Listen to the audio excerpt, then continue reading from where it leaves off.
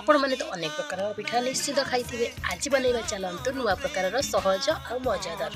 ता पुणी मसला चकुली अति नरम भिडियो शेष पर्यंत देखु भल लगुच कि नहीं आपणकर मतामत कमेंट निश्चिंत दिंतु।